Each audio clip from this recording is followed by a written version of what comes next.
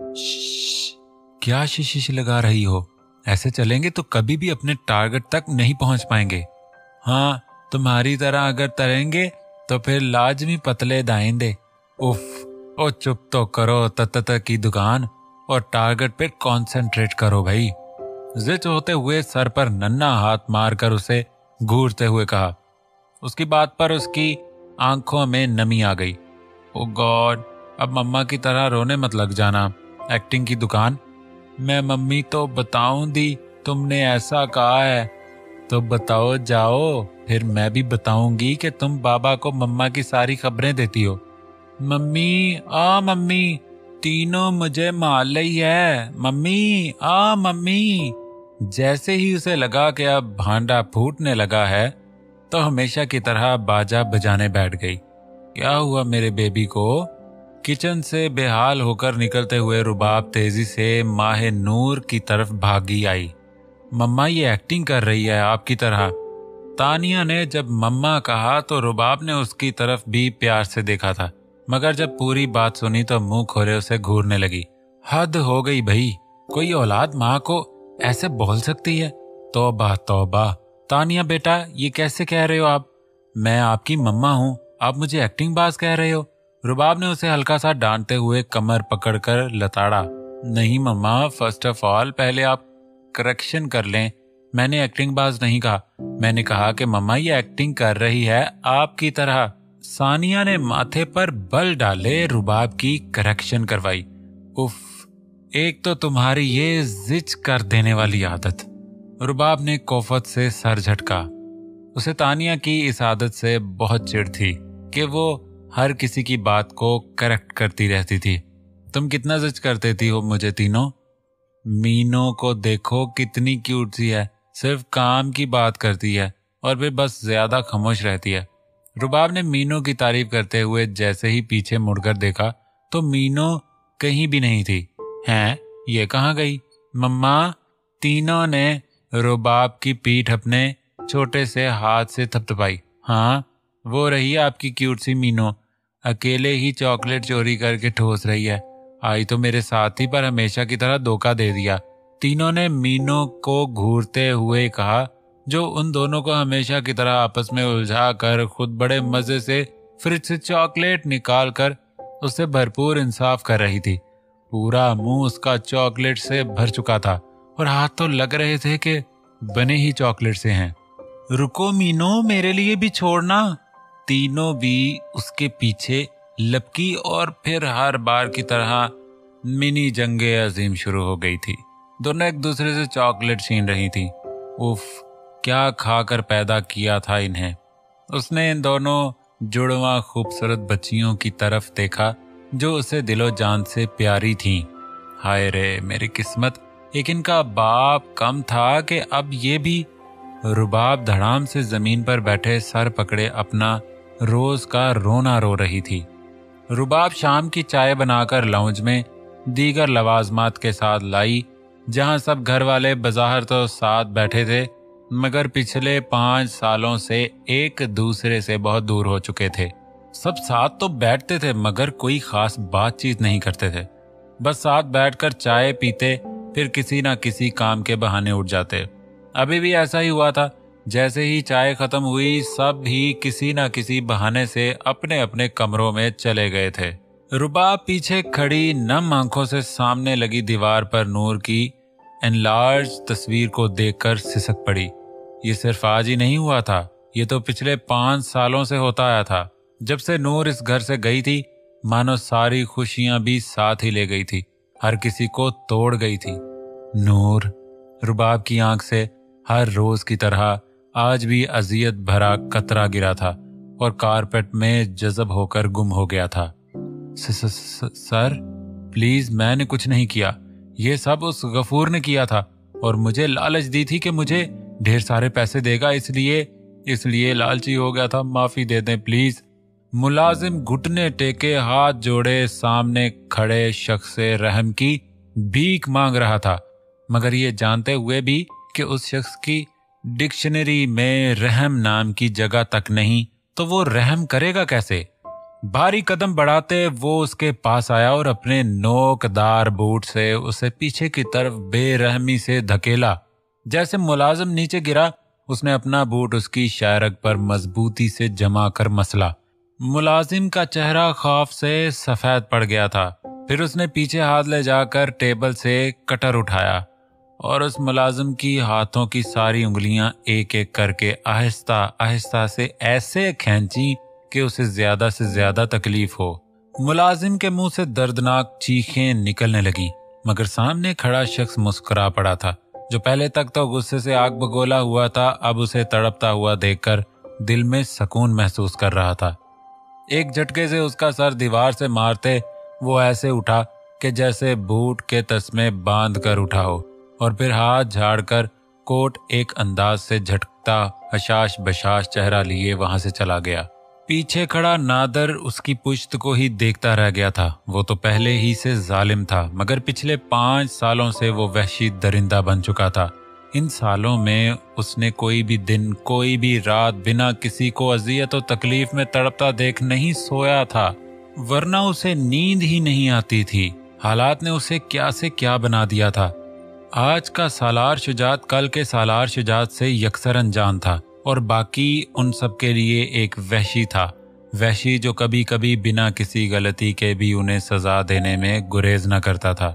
अब्बू जान, आ गए आप? सिकंदर मिर्जा जैसे ही घर के अंदर दाखिल हुए, अकबर मिर्जा उन्हें फौरन से सहारा देते हुए अंदर लाए और सोफे पर बिठा दिया।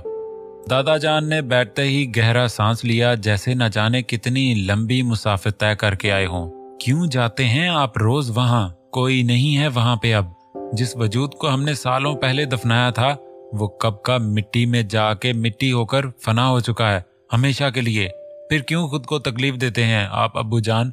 अकबर मिर्जा निढाल लहजे में सिकंदर मिर्जा से हमेशा की तरह बहस शुरू कर चुके थे, मगर नतीजा वही, सिफर। क्या करूं फिर मैं? हाँ बताओ, क्या करूं? एक ये है कि बिना किसी जुर्म की सजा देकर खुद चली गई लंबी नींद लेने, मगर एक वो जिंदा होते हुए भी मुर्दा बना फिर रहा है, मुर्दा बना फिर रहा है। कब से उसकी शक्ल तक नहीं देखी मैंने। अब तो लगता है कि सांसें भी गिनी चुनी रह गई हैं मेरे पास। दादा जान थक चुके थे, अब इन बूढ़ी हड्डियों में जान नहीं रही थी। अपने बच्चों के गमों ने उन्हें तोड़ कर रख दिया था, इसलिए फूट फूट कर रोते हुए कामती आवाज में अपने गम बयां कर रहे थे। अकबर मिर्जा आगे से क्या कहते, वो भी तो एक ही जैसे गम के मारे थे। बस सर झुकाए आंसू पीने की कोशिश करने लगे। सालार ने आते साथ ही कान पकड़ लिए। सॉरी सॉरी सॉरी सॉरी जानम, आज थोड़ा सा लेट हो गया, प्लीज माफी दे देना। वो क्या है ना कि वो अब क्या बहाना करूं, सच तो बता नहीं सकता वरना जूते पड़ने हैं। हाँ, गाड़ी खराब हो गई थी जानम, अगली बार नई गाड़ी लूंगा। देखो ना, हर बार गाड़ी हमारे बीच फासले ले आती है। सालार साथ साथ बातें भी करता जा रहा था और साथ ही शावर लेकर चेंज भी कर चुका था। बिन शर्ट के वो बाहर निकला और धड़ाम से बेड पे गिर के बिल्कुल उसके पास लेट गया। कितना सोती हो तुम जानम यार, थकती नहीं हो सो सो के? प्यार से उसका गाल सहलाया गया। वैसे तुम्हारी नींद का मैं अच्छी तरह फायदा उठा रहा हूँ, मानी खेजी से कहते हुए सालार ने उसके माथे पर लब रखे। अगर तुम्हें मुझसे बचना है तो जल्दी से आंखें खोलनी होंगी, वरना मैं तो किसी हाल में भी नहीं रुकने वाला। सालार ने उसे बाहों में भेजकर अपना मुंह उसकी गर्दन में छुपा दिया। फिर हमेशा की तरह जब्त के बावजूद उसके आंसू उसका कंधा भिगोने लगे, जो मुकाबिल के दिल पे कारी वार कर रहे थे। 5 सालों से वो हर दिन उससे ऐसे बात करता जैसे वो उसे ही सुन रही हो, देख रही हो, मगर कहाँ, वो तो दुनिया से खफा, हर किसी से खफा, आंखें बंद किए पड़ी हुई थी। 5 साल पहले। सालार डॉक्टर के मुंह से अदा होने वाले अल्फाज सुनकर बेहोश होकर जमीन बोस हो गया था। बुरहान गमज़दा सा उसकी जानिब लपका और उसे उठाने की कोशिश करने लगा। पानी के छींटे डालने से सालार ने अपनी सूजी हुई आंखें खोली। भाई! बुरहान उसके गले लगकर रो पड़ा था। सालार साकित नजरों से दीवार को घूर रहा था। बुरहान को एक झटके से खुद से दूर करते हुए वो रूम की जानिब बढ़ा। जहां एन को रखा गया था। आराम से चलता हुआ वो अंदर दाखिल हुआ और एन के सर पर जाकर खड़ा हो गया। चंद मिनट उसे घूरने के बाद सालार ने उसे अपनी गोद में उठा लिया और हॉस्पिटल से बाहर निकल गया। बुरहान हैरान सा सालार की तमाम हरकत को देख रहा था। सालार प्राइवेट जेट में उसे लेकर पाकिस्तान आ चुका था। साथ में बुरहान भी था। सारे रास्ते सालार ने मुंह से कुछ नहीं बोला था, बस एन को बाहों में लिए उसके चेहरे को देख ही जा रहा था। बुरहान ने उसे बुलाने की बारहा कोशिश की, मगर सालार का सक्ता नहीं टूटा था। घर पहुंचकर जब सालार ने एन को सोफे पर लिटाया तो सब घर वालों को तो जैसे सांप सूंघ गया था। हर कोई दंग हालत में खड़ा था। दादा जान, चच्ची जान, चाचू, देखी ना एन को उठ ही नहीं रही, कब से सोए जा रही है आंखें बंद किए। जानती भी है कि मुझसे इसकी हालत बर्दाश्त नहीं हो रही, फिर भी कितने मजे से सोई पड़ी है। सालार मुंह में बड़बड़ाते हुए दीवार से टेक लगाए बैठा एन को देखे जा रहा था। जहां सब घर वाले बुरहान से मुख्तसरन सारा वाकया सुनने के बाद नूर के पास दौड़े आए थे, जहां से नूर को ही पहले से ही उठाने की कोशिश कर रहे थे। फिर क्या था, पता चलने के बाद तो ख्वाब जहां में सफ़े मातम बिछ गई थी। किसी को भी नूर के मरने का यकीन तक नहीं आ रहा था। सालार वैसे ही चुपचाप बैठा बस दीवार को ही घूरे जा रहा था। सब इंतजामात हो चुके थे। नूर को भी कफन पहना दिया गया था। शुमाइला बेगम जब्त के बंधन खो बैठी थी जब नूर को ले जाने के लिए आए थे। सब घर परेशान से उनकी तरफ बढ़े थे और उसी चक्कर में नूर के पास सिवाय सालार के कोई भी नहीं था। सालार लरजते कदमों से चलता हुआ एन के पास आया और उसे अपने सीने से लगाकर इतनी जोर से भींचा था कि नूर की हड्डियां टूटने के कगार पर थीं। सालार की आंखों के सामने वो तमाम मंजर एक बार फिर लहराने लगे थे। अभी वो इन मनाजर में खोया हुआ था कि अचानक सालार को 1000 वोल्ट का झटका लगा। जैसे उसने एकदम एन को खुद से अलग करके उसका चेहरा देखा जो कब से साकित था। फिर दोबारा अपने साथ सख्ती से भींचा तो सालार की खुश्क हुई आंखों से आंसू जारी हो गए थे। मेरी एन, मैं जानता था कि तुम मुझे कभी छोड़कर नहीं जा सकती, अपने सालार को नहीं छोड़ सकती अकेला, कभी नहीं, कभी भी नहीं। सालार की आंखों से तशक्कुर के आंसू बहे जा रहे थे। जब सालार ने एन को अपने साथ भींचा था तो उसे लगा कि एन का दिल धड़का हो, उसे झटका लगा था। मगर फिर जब दोबारा उसे लगाया तो काफी टाइम तक उसके धड़कनों को महसूस करते हुए उसे अब कोई शक नहीं था कि उसकी एन जिंदा है। मगर डॉक्टर ने तो, पर जब पहले सालार ने उसे गले लगाया था तो तब तो उसकी धड़कनें एकदम साकित थीं, ठहरी हुई थीं, जैसे एक मरे हुए इंसान की होती हैं। जो भी हो, इस वक्त सालार के पास वक्त नहीं था, बिल्कुल भी। इसलिए उसने एन को बुरहान के साथ मिलकर वहां से गायब करवा दिया था। बुरहान को भी सब समझाने के बाद कि कोई तो है जो मेजी के साथ मिला हुआ है, क्योंकि जब वो नकली नर्स उनके पास आई थी तब उन्हें पता चला था कि मेजी मुल्क छोड़कर भाग चुकी है। तो फिर वो कौन थी जो मुंह छुपाए वहां आई थी? हो सकता है कि वो यहां भी मौजूद हो। इसलिए बिना किसी को भी बताए कि एन जिंदा है उसे वहां से हटा दिया था और उसकी जगह सालार ने 2 पंचिंग बैग रख दिए थे। फिर बुरहान ने लेट हो जाने का कहकर फौरन से जनाजा उठाया था और फिर लहद में भी इन दोनों ने उतारा था। इस तरह किसी को भी शक नहीं गुजरा था एन की जगह कुछ और है। यहाँ से फारिग होने के बाद सालार ने अपने अलग इस्लामाबाद वाले घर में एनी को लेकर आ गया था और एन का खुफिया इलाज शुरू करवा दिया था, जिसका सालार और बुरहान के अलावा किसी को भी नहीं पता था। चेकअप करने और कुछ टेस्ट वगैरह करने के बाद डॉक्टर ने यह बताया था कि एन को दिल के मुकाम पर एक ऐसा इंजेक्शन दिया गया था जिससे कुछ देर तक हार्ट धड़कना छोड़ देता है और नॉर्मल इंसान एकदम मुर्दा की तरह हो जाता है। और अगर वक्त के रहते दिल पर दबाव ना डाला जाए तो दिल सच में मुर्दा हो जाता है और इंसान की मौत यकीनी होती है।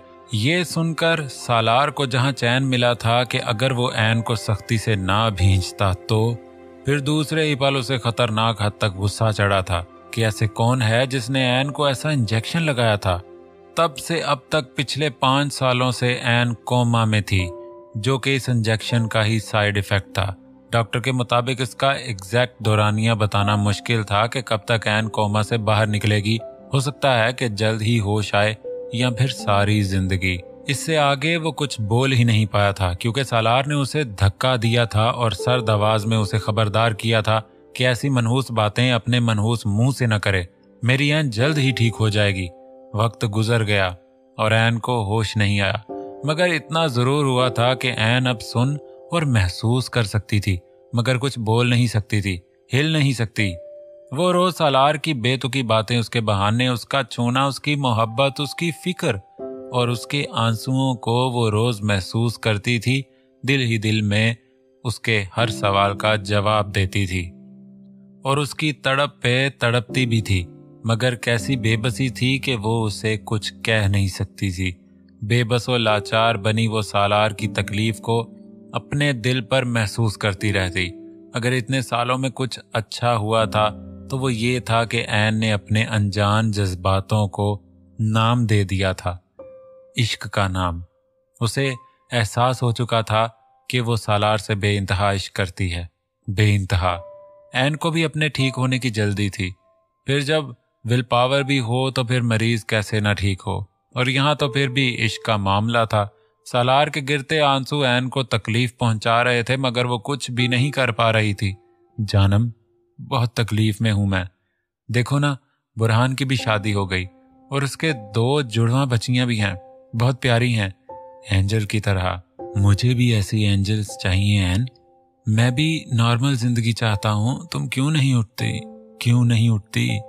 सालार के लब उसके कंधे को छू रहे थे और ऐन की दिल की धड़कनों में इर्ताश पैदा कर रहे थे। ऐन को सालार की गर्म सांसें अपने चेहरे के इंतहाई करीब महसूस हुई और फिर सालार के लब अपने लबों पर महसूस हुए। सालार तो अपने में था, मगर सालार की इस जिसारत ने ऐन के रगो पै में बिजली सी भर दी थी। उसका पूरा जिस्म सालार की कुर्बत से लाल अनारी हो चुका था कि जैसे अभी खून बहना शुरू हो जाएगा। सालार ने जब चेहरा थोड़ा ऊंचा करके उसकी तरफ देखा तो सालार चौंक गया। इतने अरसे में पहली बार ऐन ने उसकी जिसारत पर कुछ रिएक्शन दिया था, जो कि उसकी कुर्बत पे सुर्ख होना था। इसका मतलब ऐन सब फील कर सकती है, वो मुझे महसूस कर सकती है। सालार को बेपनाह खुशी महसूस हुई थी। इसका मतलब तुम ठीक हो रही हो ऐन। अब मैं जान गया हूं कि तुम्हें कैसे ठीक करना है। सालार उसकी तरफ देखते हुए दिल ही दिल में कुछ सोचकर प्लान बना चुका था। फिर मुस्कुराते हुए उस पर नजर टिकाए फिर से उस पर झुका था और शौक सी जिसारत कर गया। ऐन जो उसके हटने पे संभली ही थी कि फिर से उसकी गुस्ताखी करने पर दोबारा से ब्लश करने लगी, जबकि सालार मसरूर सा उसे प्यार किए जा रहा था कि सब वो दिन दूर नहीं जब ऐन बिल्कुल ठीक होगी।